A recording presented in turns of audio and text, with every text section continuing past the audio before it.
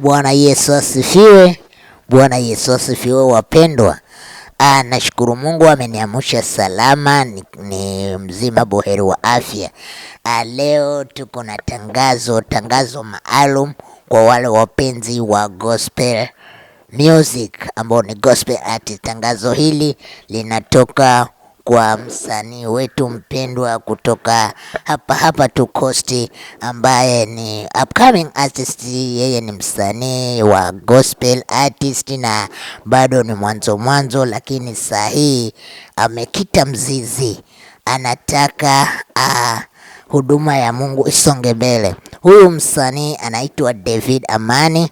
David Amani, hapo kuna tangazo lake ambalo ningependa kulisikia. David Amani yuko na kibao chake kipya, ambacho kibao hicho kinaenda kwa jina la Sema Neno.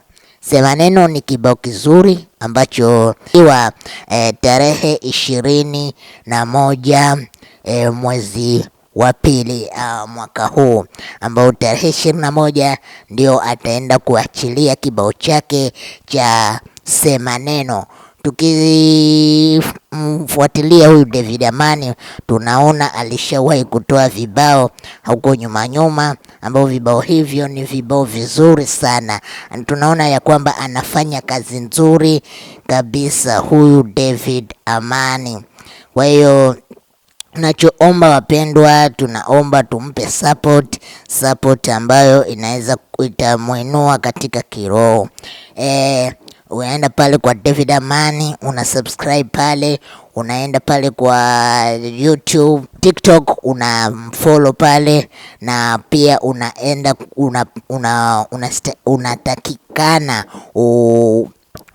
ufanya nini? Usikize vibao vyake. Ni vibao ambavyo muinua Mungu. Bwana Yesu asifiwe.